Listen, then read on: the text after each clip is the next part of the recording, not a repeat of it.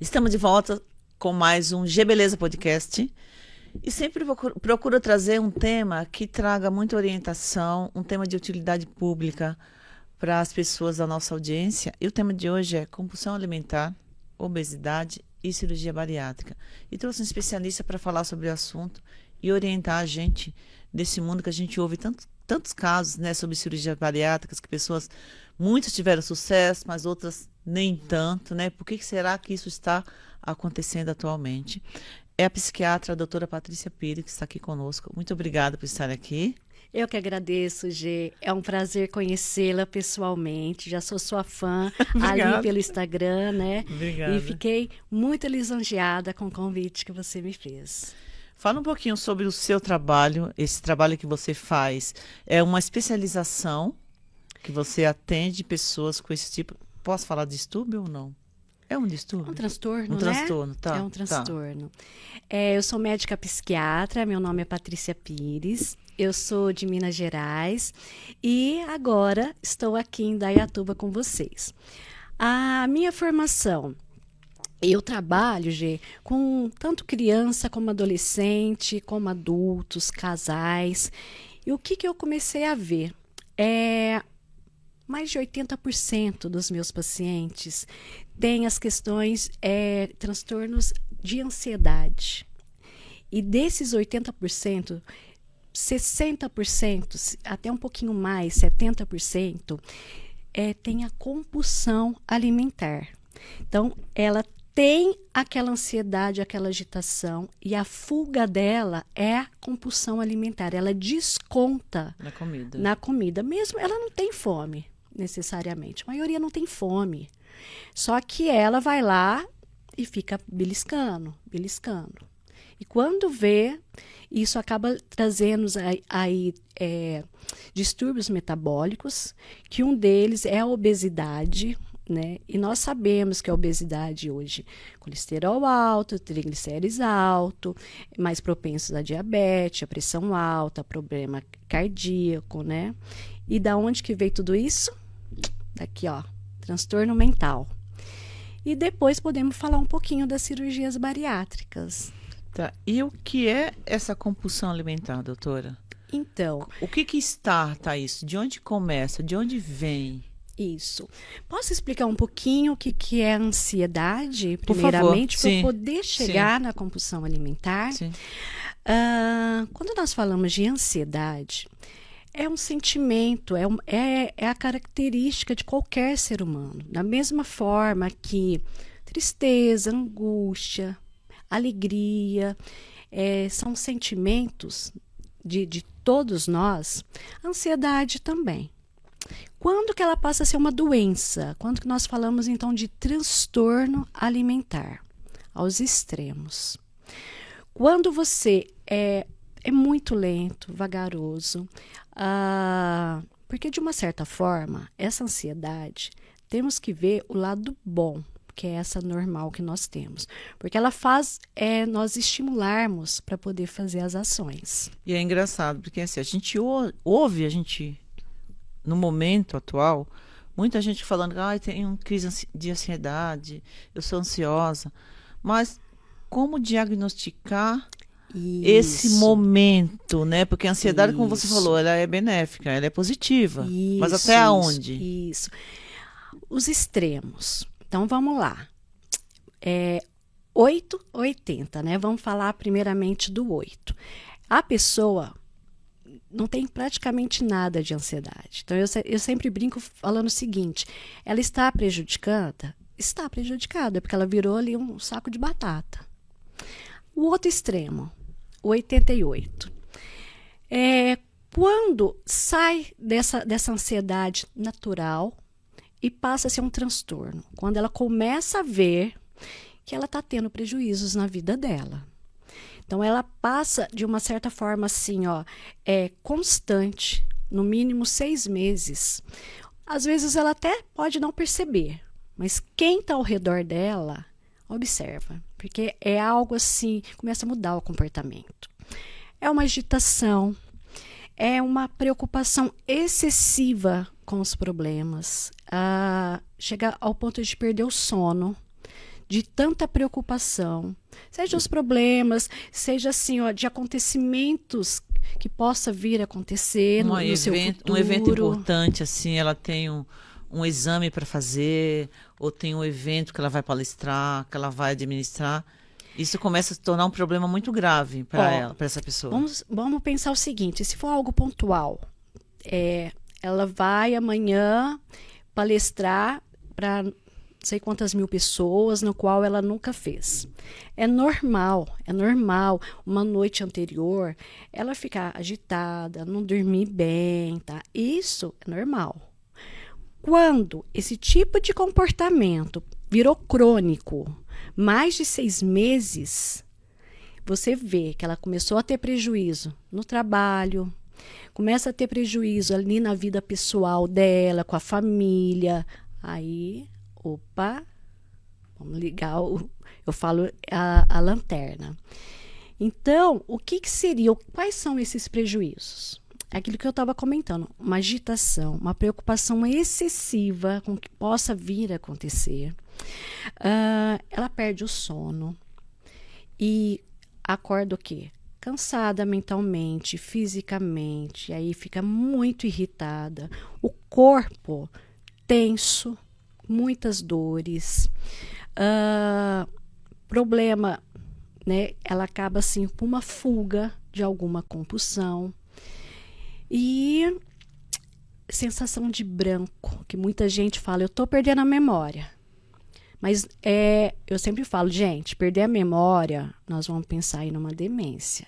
Você acha que você está perdendo a memória, mas não é. Você está tão cansado mentalmente, você está pensando tanto, está gastando tanta energia, que você não consegue concentrar naquilo que você está fazendo. E aí passa um pouco, opa, o que é mesmo que eu tinha que fazer? Às vezes se perde até na conversa. O que é mesmo que a gente estava falando? Uhum. Então, se você for olhar esses sintomas que eu passei para ti, vai trazendo prejuízos para a vida dela. Imagina uma pessoa, mais ou menos 6 meses, que não tem um sono leve, tranquilo. Pode até dormir, mas é um sono agitado. Ela acorda cansada, né? Acorda super cansada. Ela não entra naquele sono profundo, que é o sono que descansa e é o sono também que faz com que tudo que você aprendeu no dia, a memória realmente fica ali armazenada. Porque é só no sono profundo que isso acontece. E a compulsão alimentar, existe uma faixa etária hoje em dia onde vocês estão diagnosticando mais crianças, adolescentes? Qual a faixa etária que você acaba atendendo mais e vendo mais esses exemplos de ansiedade? Assim, na minha clínica, olha, quase 100% eu posso falar, gente, que são mulheres. Mulheres, alguma coisa de adolescentes, mas está muito relacionada à mulher mesmo, sabe? Homem é muito pouco. Você acha que a sobrecarga que a mulher já tem da família, filhos, trabalhar fora, cuidar da casa? Sim. Hoje as mulheres, né, eu falo, ela é multitarefas, né? Trabalha fora, é mãe, é esposa, cuida da casa e muitas das vezes a mulher trabalha em 2 empregos. Então, aquele cansaço, tanto físico como mental, vai se acumulando. E às vezes nem sempre ela cuida da saúde dela, né? Não. Mental, emocional. Não. Porque é aquilo que eu também comentei, que muitas das vezes ela não vê, sabe, que ela tá mudando o comportamento. Só imagina, só pensa o seguinte, eu tô cansada. E aí, que acontece muitas das vezes? Ela entra nessas crises, né, e para tentar aliviar, é como se assim, ó, é uma fuga. É como se ela pensasse o seguinte, se eu fizer tal coisa, vai me acalmar. E vai fazer com que venha um bem-estar. Só que ela tem um certo bem-estar comendo aquilo, sei lá, às vezes, muitas das vezes é doce, é aquele chocolate, né? É lógico que ela tem. Mas enquanto ela está comendo. Tem aquele prazer instantâneo, né? Momentâneo. Instantâneo. Né? Aí o que acontece depois? Meu Deus, o que eu fiz? Mais uma vez. Vem a culpa. Eu falei para mim mesma que eu não ia mais fazer isso, sabe? E aí uma coisa vai levando outra. A culpa traz tristeza, decepção com ela mesma. E vai só acarretando mais problemas, podendo virar, inclusive, uma depressão. E, naturalmente, se ela tem uma compulsão alimentar, o consumo de doce, e a pessoa, às vezes, acaba comendo mesmo sem ter fome, né? Não, mas a maioria A é maioria, isso. né? A maioria. No entanto, que um dos critérios da compulsão alimentar é isso. Ela não está com fome, mas é o ato. O diagnóstico, sabe, baseia-se em vários critérios. E esse é muito marcante. É o ato de ir na geladeira, sabe? Comer rapidamente e uma sensação assim, ó, quando ela para de comer, que ela vê o tanto que ela está estufada, que ela exagerou, que ali vai ter uma má digestão. Aí vem como Isso. consequência a obesidade. A obesidade. Quando a mulher consegue lá no início, né, perceber e pedir ajuda, seja para um psicólogo, para um psiquiatra, é muito mais fácil de reverter. Só que falar que isso é o comum, não. Isso é a raridade. Porque vai empurrando com a barriga o problema, principalmente problema mental, parece que as pessoas têm aquele estigma. Não aceitam, não querem mostrar as suas fraquezas. É o preconceito, né, doutora? É o preconceito. Até hoje. Eu achava, quando eu era bem mais nova, né? Eles falavam assim, psiquiatra é pra doido. Eu falei, gente, isso aí é coisa dos antigos. Mas hoje, na prática, eu tenho 13 anos de prática na psiquiatria, eu vejo que isso ainda é um tabu, sabe? É muito alto, assim, o número de pessoas que ainda pensa isso. Engraçado, né? Mesmo a gente saindo de uma pandemia, onde a gente buscou muito ajuda psicológica, né? Cuidar da saúde mental, ainda tem muita gente que pensa Sim. com esse Sim, olhar preconceituoso, né? preconceituoso. E o que eu consigo ver? É super tranquilo você falar assim, olha, eu vou no ortopedista, eu vou no cardiologista, mas eles não falam abertamente, eu vou procurar um psiquiatra. Porque mesmo que a pessoa entenda que a minha profissão não é para loucos. Eu falo loucos, entre aspas, que para nós da área, né, não existe esse termo. Mas ele não admite para a sociedade, talvez só para os parentes muito íntimos, que ele não está bem emocionalmente. Tem aquele clichê, ainda mais homem, que precisa passar para o próximo, que ele é durão. Sabe? Que nada abala. Sabe aquela coisa dos antigos, homem não chora? Sim. Então, eles têm essa ideia dentro deles que não pode mostrar as fraquezas emocionais dos seus sentimentos. Sempre precisa mostrar que é o machão, Sim. sabe? Mas é cultural, né? É cultural. E as coisas não são bem assim. E além de cultural, o que acontece? As mulheres procuram ajuda muito mais rápido. Elas fazem preventivo, seja de qualquer doença. Qual o mecanismo que elas buscam de chegar até a tua especialidade? Existe um nutricionista, um endócrino que vai orientar, fala, olha, vai buscar a ajuda que você está precisando. Ou ela já tem a iniciativa de ir diretamente buscar um tratamento psiquiátrico? Olha, raramente eu recebo pacientes vindo de endocrinologista. Já tive alguns casos que é encaminhado pelo cardiologista. Por quê? Porque a pessoa chega no pronto atendimento achando que está infartando. Isso acontece demais. Inclusive, eu já fiz uma live com um cardiologista para a gente saber diferenciar o que é um infarto, o que é um pânico. E qual a diferença, doutora? Vamos falar um pouco. O povo vai Vamos ficar mudar curioso. um pouquinho aí, né? O que acontece? Os sintomas são os mesmos, né? A diferença é que da onde está vindo do infarto, A origem é o coração. E da onde está vindo aqueles mesmos sintomas, a origem é neuronal. Foi a pessoa que pediu? Não, para ter essa doença, lógico que não. Porque os outros pensam o seguinte, é uma doença psicológica. E aí entendem que se é psicológica, então você que causou, é só você mudar o pensamento e está tudo certo. Não é bem assim. Uma dica para a gente pensar é o seguinte, se você conseguir, porque naquele momento a pessoa desespera demais, achando realmente que ela irá morrer, porque a dor é insuportável e da falta de ar muito grande.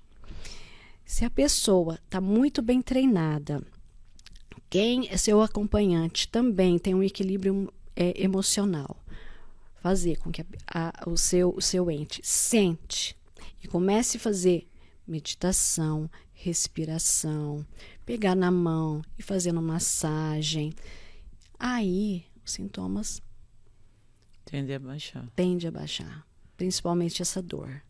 No infarto, se ela tentar fazer isso, não vai amenizar nenhum sintoma.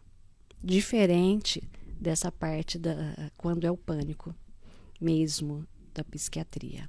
Então, quando lá no pronto atendimento o médico clínico geral detecta que aquilo lá não é infarto e é um pânico, ele mesmo orienta a família ou a pessoa, procura um psiquiatra.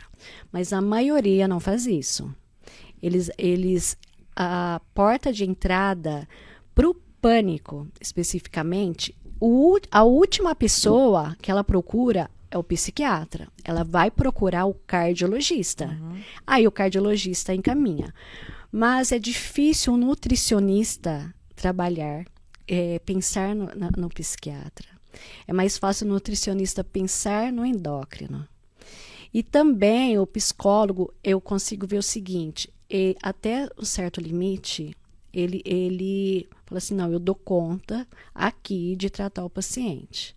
Aí chega uma hora que ele vê, olha, já fiz de tudo e não está tendo evolução ou sintomas ficaram bem mais graves, aí eles encaminham. O que eu gosto, Gê, eu falo que eu preciso ter uma equipe comigo, sabe, multiprofissional. Sim. O que adianta eu fazer um plano de acompanhamento para uma pessoa que é ansiosa, que é compulsiva, que tem obesidade, se eu preciso do psicólogo, do nutricionista junto, um educador físico, tudo isso está envolvido, sabe? É uma doença que pega várias áreas. Então, para eu poder montar um plano de acompanhamento para ele, é um trabalho assim, multiprofissional. Eu até brinco que eu não sou nada sozinha. Eu preciso desses outros profissionais comigo. É interessante porque a gente percebe hoje com muita frequência as pessoas falarem que tem uma crise de ansiedade e realmente vai para algum tipo de compulsão, geralmente nesse caso é alimentar, ou vai comprar, isso, ou tem algum tipo de compulsão que acaba sendo desenvolvida. Isso. Né? Assim, o que eu falei até agora é a TAG, transtorno de ansiedade generalizada. A crise de ansiedade não chega a ser um pânico, porque antigamente era falado, a doutrina da psiquiatria juntava os dois. Agora eles separaram. A crise de ansiedade. De repente você discutiu com alguém, está super nervoso, aí começa a chorar, aí dá batedeira, a pressão sobe, começa a dar suador, né? Até ela acalmar desse nervosismo e passar esses sintomas, pode demorar aí um pouquinho. E aí ela não estando bem, seja pela TAG, que é o transtorno de ansiedade generalizada, seja por essas crises de ansiedade, o que ela faz? É aquilo, ela tenta enganar o cérebro dela com alguma outra coisa que de uma certa forma vai aliviar a dor emocional dela. Então, seja uma alimentação, seja compulsão por compras. Como se fosse uma recompensa, né? Isso. Inclusive, Gê, até drogas, sabe? a pessoa acaba se envolvendo com drogas, drogas ilícitas ou álcool, para enganar o cérebro. Porque aí o que acontece? Te dá aquele prazer momentâneo. Momentâneo, né? Isso. E qual que é a relação entre a fome e a obesidade? A relação, É. eu acredito, tá? Isso é uma opinião pessoal minha, que a obesidade não está tanto relacionada à fome. Mais emocional, né? Mental. E assim, sabe aquelas pessoas também que não, o emocional, mas também o comportamental. Ela já está tão acostumada a comer rapidamente, Ela degusta, né, o alimento, né? não degusta. Não dá tempo do estômago avisar o cérebro que já está saciado. Então, ela vai comendo rapidamente, não mastiga corretamente, porque a mastigação é muito importante ali no processo da digestão. Sim. Ela não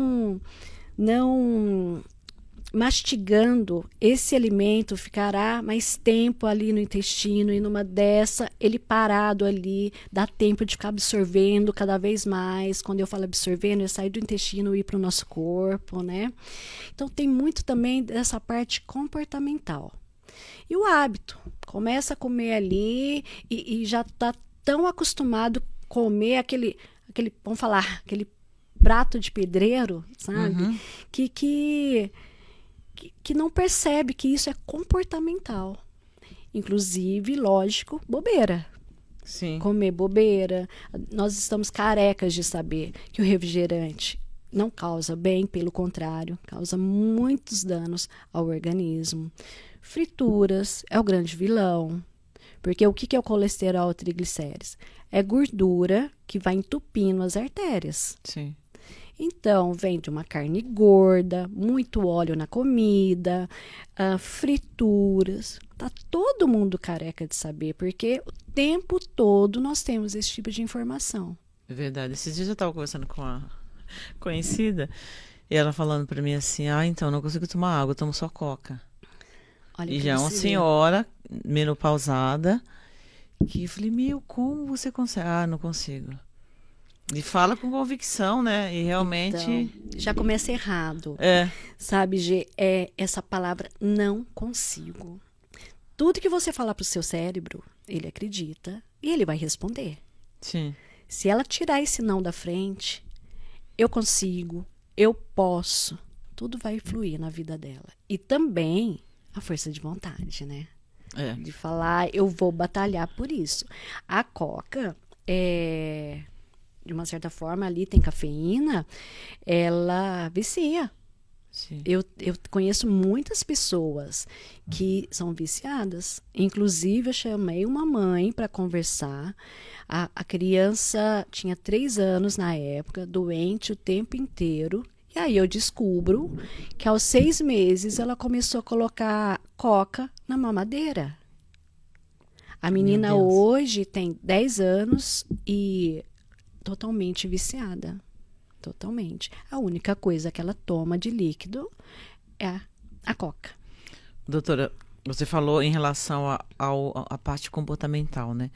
Eu acho que tem muito da família, do comportamento alimentar da família, Sim. desse apoio que quando um adolescente chega nesse estágio, né, de ansiedade, vai para compulsão alimentar, ele está pedindo socorro, pelo amor de Deus, me ajuda. Mas a família inteira tem que ter essa consciência, despertar essa consciência e falar, não, a gente está aqui para te apoiar, para te ajudar. Então, o comportamento familiar contribui muito para esse tratamento ter um sucesso, né? Com certeza. Quando você vê uma criança obesa, dá uma olhada nos pais. A maioria são obesos.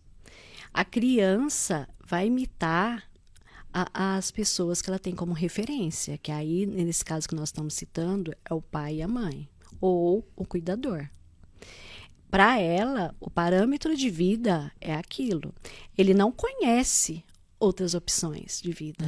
Então, se a mãe faz uma comida que não é saudável, que não tem um legume, não tem uma verdura, não tem fibras, e é uma comida pesada, eu falo em calorias, em açúcar, em gordura, a criança é lógico que vai comer aquilo que a mãe oferece. E depois disso, é muito difícil a criança ou adolescente entender que precisa ser retirado aquilo e passar a comer os alimentos saudáveis.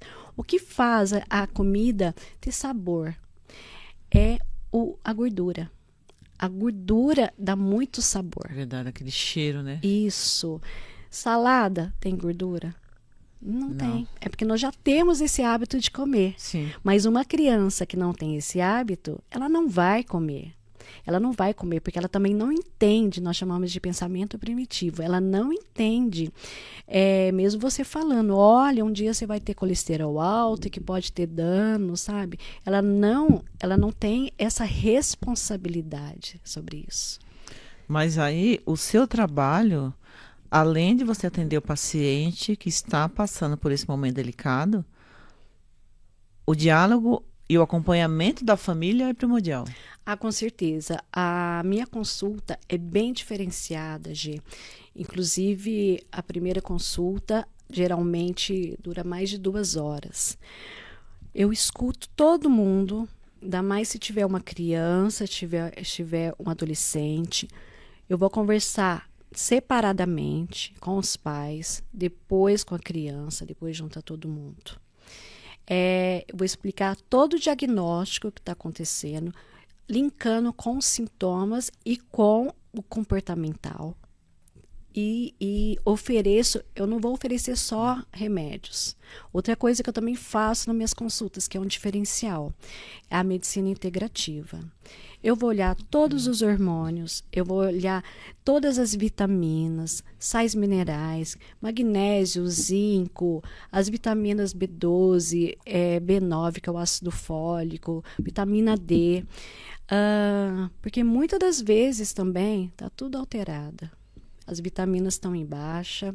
Então, eu falo que nós temos que linkar mente e corpo, que elas não se separam. De forma integral, né? E se a pessoa, um exemplo, tem um diabetes, sabe? Se ela não tiver controlado essa diabetes, vai refletir na parte emocional e mental. Então, nas minhas consultas são isso. Eu trabalho na parte medicamentosa, mas eu vou trabalhar também nessa conscientização. Ou a família muda esse comportamento, ou os pais, mesmo quando eles tiverem as crianças, né, o adolescente já virar um adulto, ele vai continuar tendo esse comportamento. Inclusive, Gê, essa parte de caráter, personalidade, tudo que a criança, adolescente passa, sejam coisas boas, sejam coisas ruins, vai formando essa personalidade até os 24 anos. Né? Então, todos os exemplos que os pais dão, eu não estou falando só na alimentação, não. Sim, tá? sim. Vai formar o caráter dele. Depois dos 24 anos, não muda mais.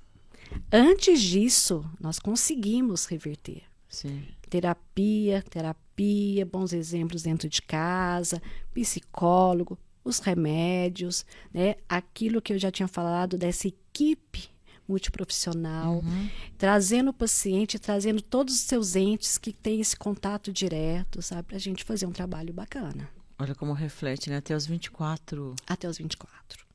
Um cientista diz 21, outros dizem 24. Então, eu já vou na margem de segurança, que é 24. Nossa, e eu achei legal você falar que você trabalha com medicina integrativa. Eu conheço vários profissionais e eu nunca ouvi nenhum psiquiatra falar desse trabalho. É bem diferenciado mesmo, né? É bem diferenciado. No entanto, que eu também faço terapia, principalmente para casais, crianças, a terapia que eu digo, né, aquela terapia comportamental, cognitivo. Eu Porque não é comum, né, criança. doutora? Não é comum psiquiatra, geralmente, a visão Não. que a gente tem. Eu vou no psiquiatra, eu preciso que ele me dê remédio. Não é isso? As pessoas chegam pedindo? Elas é o contrário. eu não vou no psiquiatra porque ele vai me dopar. Eu não vou ficar dependente de remédio. Ah, tá. Eu achei que É o fosse contrário. mais... Não, tem umas pessoas que eu não gosto de trabalhar com remédio faixa preta, tá? Dentro da psiquiatria, ele só causa mal. Inclusive lá no meu Instagram, eu já destrinchei muito isso. E aí, existem esses casos que eu já viro e falo. Ela chega lá, ai, faz 30 anos que eu tomo diazepam, faz sei lá quanto tempo eu tomo clonazepam. Eu já falo, nós vamos sair dessa linha. Isso é uma dependência química e emocional. Sabe aquela pessoa que tem que levar aquele remedinho na bolsa? Sim. Só para ter a segurança, para ela ficar confortável e falar, ó. É que nem o fumante, né? Que fica desesperado quando tem dois cigarros. Não, preciso comprar. Mas Precisa ter assim, máxima de segurança, né? é isso aí mesmo. E aí, o que eu junto ali, ó? Eu junto essa conscientização de remédios errados, que a gente precisa limpar isso e colocar remédios para o alvo mesmo da sua doença. Eu faço a terapia e junto mesmo eu já faço a medicina integrativa. Nós vamos rever todos esses hormônios, vamos rever todas as vitaminas, hormônios. É isso que eu faço nas minhas consultas. Por isso que chega a demorar tanto tempo assim. Sabe o que eu achei legal? Porque realmente a dosagem hormonal no nosso organismo tem uma relação direta com o nosso humor, com o nosso comportamento, né? Sim. E quando você chega para o psiquiatra e ele pede, eu preciso ver as suas dosagens hormonais, você até assusta, porque não é comum. Assusta, né? O que acontece? O homem não tem essa variação desses hormônios, vamos falar, sexuais, né? Porque mantém sempre uma taxa correta. Né? Lógico que tem uma pequena variação no dia a dia. Mas a mulher, a parte de estrógeno, de progesterona, quem não faz uso de pílula, é assim, ó. Sim, oscila demais. Né? Oscila. Então, quando o estrógeno e a progesterona estão lá em cima, a mulher está mais irritada, mais nervosa, mais sensível, está chorona. E, que é o meu caso, o meu paladar para doce fica assim, coisa exagerada. Quando isso acontece, eu já sei que eu estou na TPM. Caiu bruscamente esses dois hormônios, desce a menstruação, volta tudo ao seu normal. Nossa, que legal. E você já falou que você trabalha com uma equipe de vários profissionais para tratar essa compulsão. Isso. Né? E eles atendem geralmente no mesmo espaço? Vocês são parceiros de trabalho? O educador físico? O nutricionista? Não, nós formamos uma equipe que eu acho muito importante, tipo assim, um dá um feedback para o outro, nós juntos... E acompanhar de forma conjunta o tratamento desse paciente. Isso. Nós vamos passando a evolução com o tempo. É lógico que uma psicóloga não vai contar os segredos íntimos do paciente, mas ela dá um feedback, ó, a pessoa está melhor, ela está entendendo muitas coisas, esse comportamento aí da obesidade, né, dessa compulsão de correr ali para a geladeira, ela já está entendendo melhor. Nós descobrimos alguns gatilhos, né? É isso que é falado, vamos supor, com o caso da psicóloga. Tá. Da nutricionista. Ela vai avisar, ó, eu já passei um cardápio, a pessoa está conseguindo seguir. Nós fizemos a primeira medição, que não é só peso, vai ver o teor de gordura que tem. E depois de um mês faz um comparativo. Então, ela passa para a gente essa evolução. Né? Educador físico, lógico, se é uma pessoa sedentária, vai pegar leve, depois vai falar pra gente também se ela está tendo disciplina, se ela está conseguindo fazer aqueles exercícios. E eu gosto das pessoas obesas pedir sempre um ultrassom para dar uma olhada se o fígado ali já não está cheio de gordura, porque é um sinal de alerta quando o fígado está cheio de gordura, sabe? É um risco bem mais alto para problemas cardíacos. Então, é dessa forma. Quanto ao espaço, não. Cada um geralmente igual educador físico. Ele vai para a academia, né? Cada um tem o seu espaço. Mas essas reuniões, nós fazemos assim... Às vezes, grupo de WhatsApp, às vezes a gente se reúne pela internet, seja pelo Zoom, seja ali pelo Google Meet, para nós debatermos. Então, é um trabalho assim, bem completo. Uhum. E se de repente a pessoa, um exemplo aqui, a pessoa tem um diabetes que não consegue controlar de forma alguma, já tem que ir para insulina, sabe? E está descompensada. Opa, vamos chamar um endócrino para fazer parte da nossa equipe. Então, nós buscamos outros profissionais. Que legal. E quais os benefícios que uma pessoa que tem essa compulsão, ela ganha buscando... Porque também, né, doutora, eu acho que às vezes falta você... Quando você vai buscar uma ajuda, quando você tem uma boa indicação, ok. Mas às vezes você cai na mão de alguns profissionais que não têm essa consciência, que não tem esse diferencial do trabalho que você faz. Não tem o lado humano para acolher o paciente. Sim. Porque eu jamais julgo. Você fez isso de novo? Não. Verdade, porque acaba Eu já afastando, escutei. né? A pessoa já tem a Sim. resistência em procurar ajuda, né? Ela já se sente culpada. Não O precisa tempo de um todo. terceiro culpar mais ainda. Verdade. E se ela está insegura, se ela tem baixa autoestima, se ela se sente culpada, é mais gatilhos para ela não conseguir atingir as metas. Verdade. E pelo contrário, se ela está frustrada, para onde que ela vai correr para dar um certo alívio aí, Comida. para dar um pouco bem-estar para ela, volta para a compulsão. E eu já escutei de pacientes, doutora, fulano de tal, tratei a vida inteira e ele sempre me julgava, ele sempre ficava me dando a opinião pessoal dele, o que ele estava achando do meu Só queria comportamento. fugir desse lugar, desse profissional, né?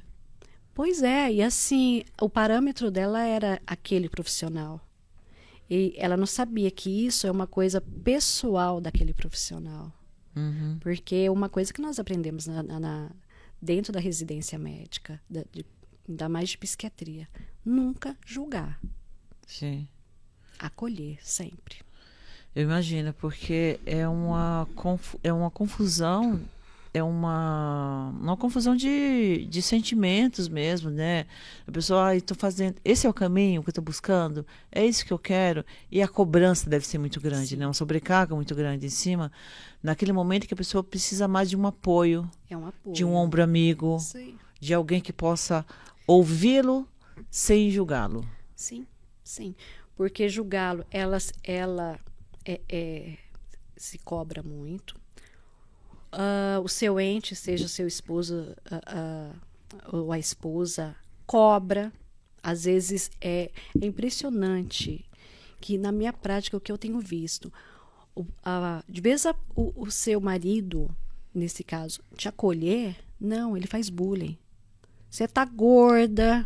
Meu Nossa, Deus. a baleia que você tá, ele só está piorando. Aí eu já aviso, ó, se não quer apoiar, fica quieto. Não piora Sim. a situação, não. Pelo menos você fica neutro. Sim. Isso acontece muito. Eu imagino. Uma curiosidade que eu tenho, a gente está falando de compulsão alimentar, de obesidade. Vamos falar um pouquinho de cirurgia bariátrica. Vamos falar. Porque eu percebo assim, existe não sei se é um certo modismo, porque antes a gente percebia o seguinte, que a pessoa que ia para a bariátrica, ou que tinha indicação, existia um longo período de preparação, principalmente mental. Eu já acompanhei alguns casos, estou fazendo ainda, estou passando por um psicólogo, ainda não estou pronta para... E hoje eu percebo que assim, a bariátrica resolve esse problema, vai lá e faz. Isso. E muitas vezes, em muito pouco tempo, aquela pessoa elimina bastante peso, mas em muito pouco tempo eu percebo que ela começa a ganhar peso novamente. Pois é, viu, Gê? Isso é muito triste. Mas vamos lá. De uma forma resumida, né? Eu não sei se hoje em dia o sistema público, o SUS, ele ainda mantém as regras, os critérios para fazer uma cirurgia bariátrica. Porque existe todo um protocolo a ser seguido, né, doutora? Isso, é isso mesmo que você disse, é um protocolo. Como era? Por isso que eu falei, eu não sei como está hoje, se ainda mantém o mesmo protocolo. A pessoa tem obesidade, o grau dela, sabe? É um grau assim, porque a gente tem grau 1, grau 2, grau 3 e um pouquinho para baixo, sobrepeso. Sobrepeso, não vamos através da alimentação, de esportes. Chegou nesse grau da obesidade mesmo, aí eles veem que tem esse critério e vê também que está sendo já prejudicado a sua saúde física. Porém, antes de ir para essa cirurgia, tem que ter um tratamento intensivo de 2 anos, comprovadamente, de um psiquiatra e do psicólogo. 2 anos? 2 anos, no mínimo. O psiquiatra deu ok, que a pessoa está estável emocionalmente, ela não tem aquela ansiedade que traz prejuízos, ou seja, ela não tem a TAG, ela não tem a compulsão alimentar, joia. Psicólogo, a mesma coisa. Deu aval, ótimo, volta para o cirurgião e aí sim ele dará continuidade à parte dele aí, que é da cirurgia. Hoje isso, Doutora, pelo jeito, caiu por terra. E se não faz esse acompanhamento psicológico 2 anos e a pessoa vai direto para a cirurgia? Então, o que poderá acontecer? Isso é muito triste, viu, Gê? Isso está acontecendo direto. Os pacientes que me procuram no consultório, as pessoas que fizeram bariátrica, 100% que não passaram por esse protocolo de seguir intensamente o psiquiatra e o psicólogo. E aí o que acontece? Se nós formos lá na raiz do problema, de onde vem essa obesidade veio por conta de uma compulsão alimentar. E quem que fez a pessoa, o que levou essa pessoa a ter essa compulsão alimentar são os transtornos emocionais. E uma delas é o transtorno de ansiedade generalizada. De uma forma atípica, a depressão, ela muitas das vezes também pode fazer com que a pessoa coma muito, mas a maioria das vezes a pessoa não come nada. Mas eu tenho outros transtornos que faz com que a pessoa desconte na alimentação. E aí o que acontece? Ela não tem esse equilíbrio emocional, faz a cirurgia bariátrica e aí foi curada a ansiedade? Não foi. Ela vai querer descontar na alimentação, nos alimentos ali?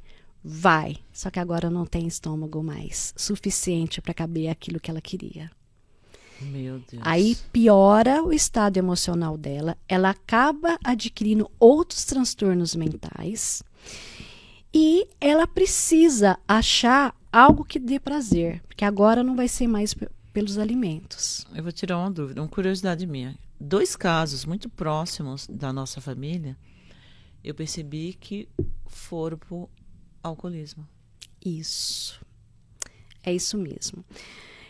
Aumentou demais o número de pessoas pós-bariátrica dependente químico, seja álcool, seja qualquer outra droga, e também outro tipo de dependência, que é o caso de jogos, esses jogos de azar.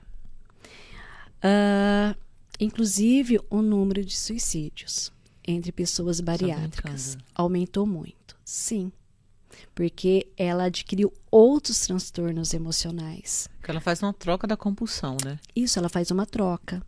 Pode ser jogos, pode ser drogas, pode ser sexo, pode ser compras. Compra de uma forma compulsiva é um prejuízo, né? Sim.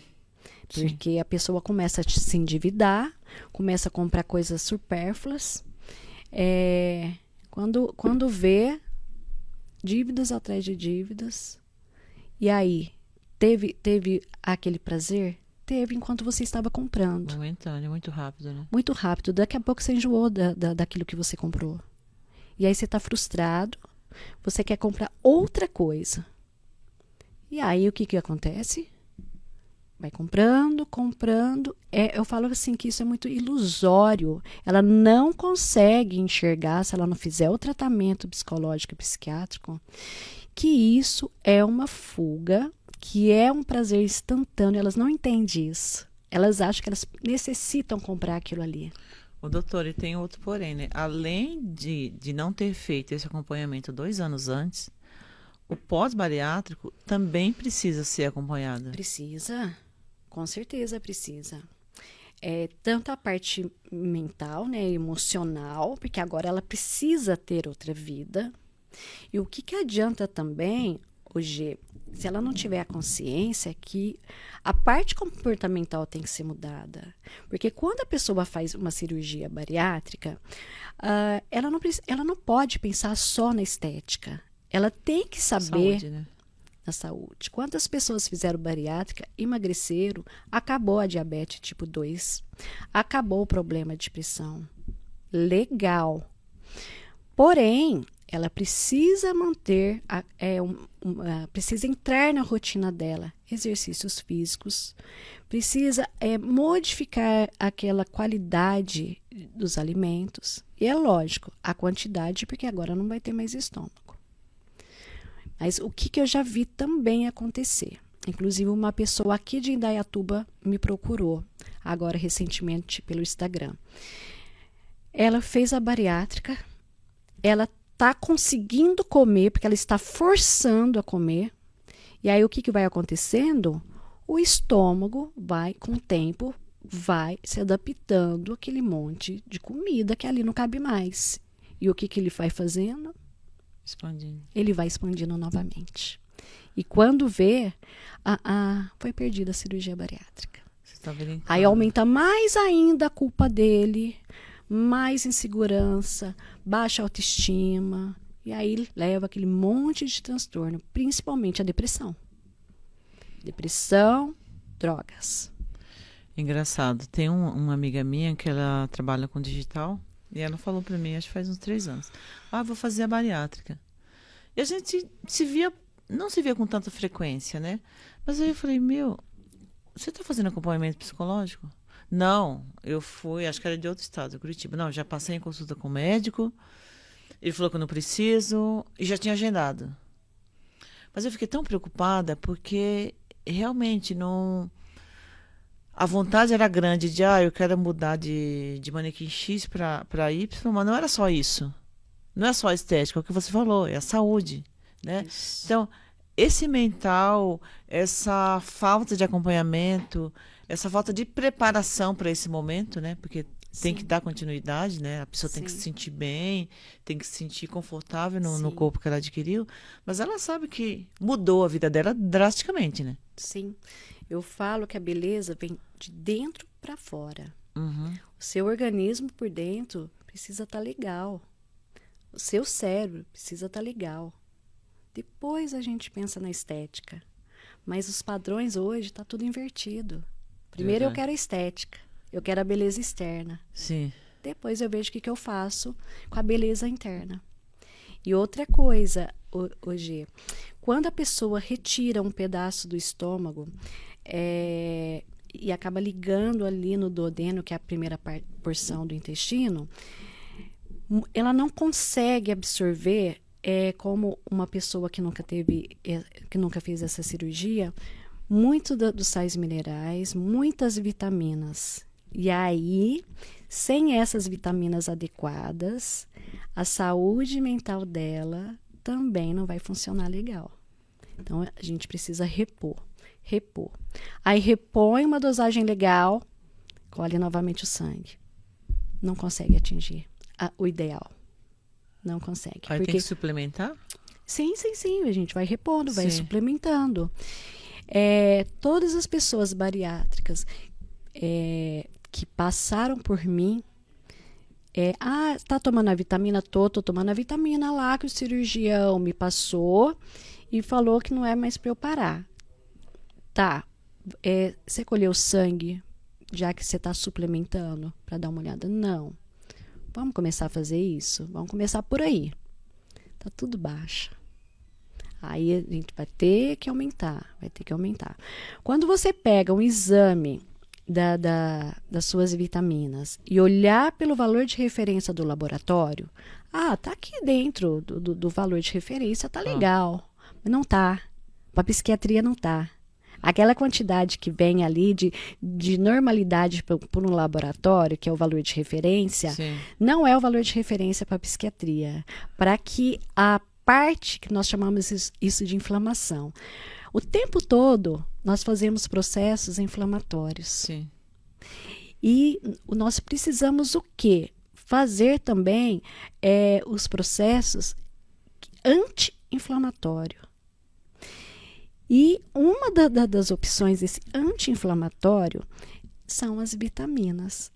Só que para isso eu preciso deixar elas lá em cima. É lógico que tem um limite, porque depois Sim. também começa a intoxicar o organismo, sabe? Mas não são aqueles valores de referência do laboratório. Nossa, que engraçado, né? E a gente acha que quando você vai no médico, fala, tá tudo normal. Tá tudo normal. E nem sempre, né? Então, é a diferença daquele médico que realmente está preocupado com o paciente e não se acomodou Foi buscar mais conhecimento, atualizações. As pessoas, assim, talvez pensam o seguinte na área médica, né? Nossa, eu formei, estudei a vida inteira, estudei aqui 6 anos de medicina, 3, 4 de residência. Chega, né? Já sei muito. Gente, Não. o tempo inteiro, todos os dias tem artigos científicos novos,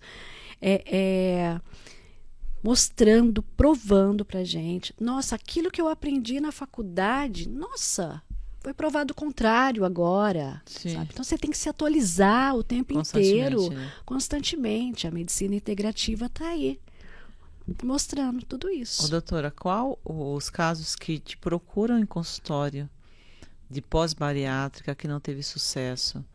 A maioria são mulheres, homens, ou não tem esse... Com certeza mulheres. Porque mulheres também fazem mais cirurgia bariátrica. O metabolismo da mulher é bem mais lento comparado ao homem. Sim. Então a mulher tem muito mais dificuldade para emagrecer do que o homem. Até nisso, né, gente? Pois é. Desvantagem. até nisso. Mas nós temos muitas Sim, vantagens com certeza. comparado a esses homens, viu? Uma delas é, você acha que o homem dá conta? Multitarefas. Isso aí. É. Tirou da minha língua. É isso aí. O homem não dá conta. Então, Gê, são as mulheres disparadamente. Essa pessoa que me procurou aqui de Indaiatuba é um homem, mas é raro isso acontecer com um homem. Olha, geralmente as mulheres buscam mais, né? Fazem Isso. mais. Isso. E aí a mulher também tem a variação hormonal, que deixa a gente mais sensível, quer descontar na comida. E aí, vamos falar assim, é uma bola de neve. É um ciclo vicioso que ela fica. E nesse caso, doutora, de um... Posso falar em sucesso, não sei? De uma bariátrica? Tem como reverter esse processo, já que a pessoa não fez o protocolo, não seguiu, não fez acompanhamento psicológico 2 anos antes de fazer a cirurgia. Aí ela começa a ir para algum tipo de compulsão, ou álcool, ou droga, e chega para você lá no seu consultório. Deve ser complicado de...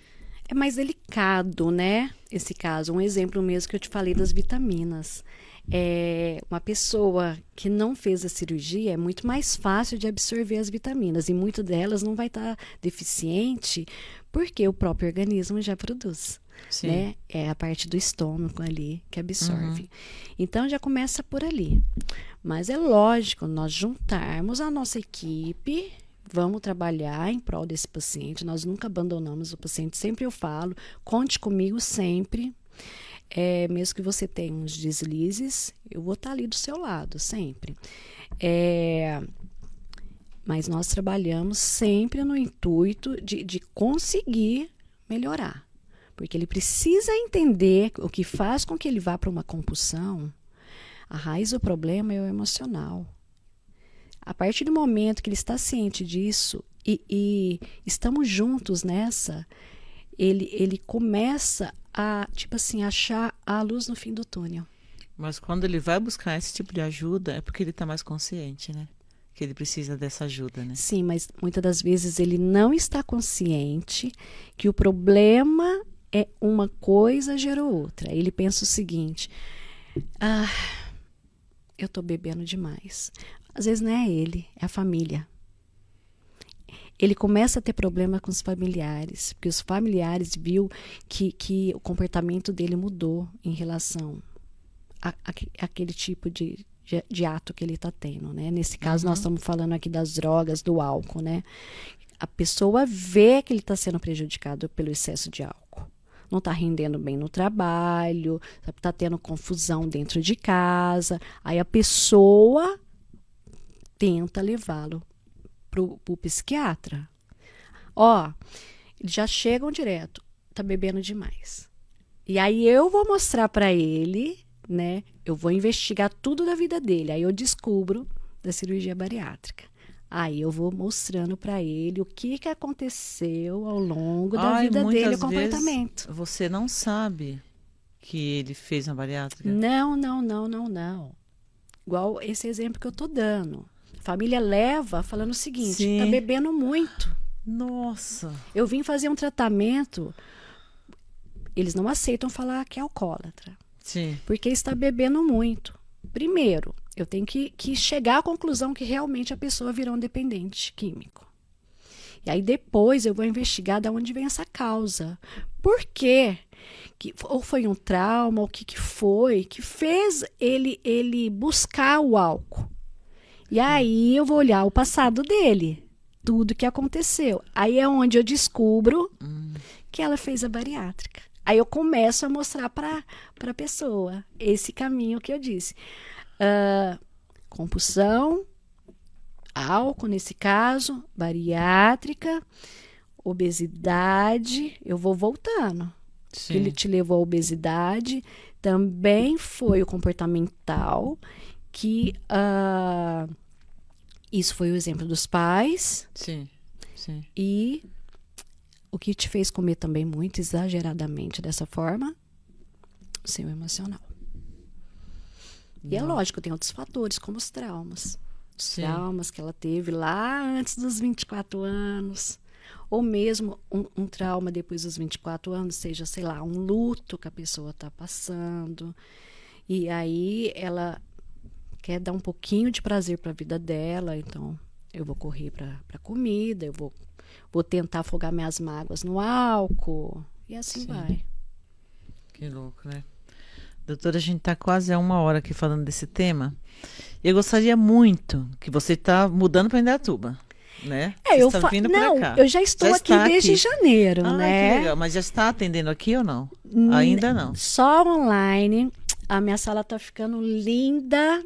Posso falar um pouquinho? Claro, isso que eu ia falar. É legal você falar o tipo de trabalho que você faz. Se você atende adolescentes, mulheres, fica à vontade. Tá. Logo, eu não vou nem falar a data exata, Tá. Porque assim, quando nós começamos uma reforma, né, nós fazemos um planejamento e sempre atrasa. Então, eu não vou falar a data exata, mas é instantes. Estou fazendo uma sala linda para poder recepcionar todos vocês e seus familiares. Será na Clínica Fêmea, junto com o doutor Túlio, que é um doce. Ele me acolheu com muito amor e carinho. O Túlio é um querido. É um querido, né? E ainda nosso vice-prefeito, né? Sim. E uma pessoa muito humana. Então, eu sou médica psiquiatra. Eu venho da equipe médica do Hospital Bairral, lá em Itapira. Para quem não conhece, é o melhor e o maior hospital da América Latina em referência em psiquiatria. E você ainda continua lá? Nesse momento, não. Eu quero focar aqui em Indaiatuba. Sim. Eu quero, assim, o meu tempo, eu não falo integral, mas pelo menos 3 semanas consecutivas e 1 semana no mês eu ficaria lá na minha terrinha, lá em Minas, que eu sou mineira. Minha família tá lá, minha mãe, meus irmãos. Que legal. E qual é o seu Instagram? O meu Instagram é patriciapires.psiquiatra. Então, em breve, eu estarei lá na Fêmea. E eu trabalho tanto com criança como adolescente, adulto, faço essa parte também da parte mental dos idosos, sabe? Tipo demência, Alzheimer, esse tipo de coisa. Eu faço terapia em casal, Algumas das vezes também eu dou um norte aí para as mulheres, mas sempre para os adultos. Psicoterapia para adolescentes e criança não. Trabalho essa medicina integrativa, sempre associando as vitaminas, os sais minerais com essa parte emocional nossa e junto com uma equipe multiprofissional. Nós fazemos planos de acompanhamento aí por um certo prazo, né? Às vezes 6 meses, às vezes 1 ano, de uma forma assim, ó, esse tratamento é intensivo, contínuo. Que legal. É isso. Patrícia, obrigada. Seja bem-vinda a Indaiatuba. Ai, obrigada. Porque eu também eu não sou daqui, eu sou baiana, moro aqui há 40 anos e fui muito bem acolhida. Indaiatuba é uma cidade maravilhosa, realmente. Pessoas especiais que nos acolhem com muito carinho. E espero poder te ajudar de alguma forma. Muito obrigada. Espero que você possa vir mais vezes, não só no podcast, mas no programa ao vivo também. Nossa, é só me convidar que eu venho com o maior prazer. Foi um bate-papo aqui delicioso. Que legal, obrigada. E obrigada eu que agradeço. a todos vocês que eu tenho certeza que vão assistir ou assistirão mais tarde, vão gostar desse tema e podem mandar também sugestões de temas que vocês queiram que eu traga aqui no meu podcast. E até o próximo G Beleza Podcast.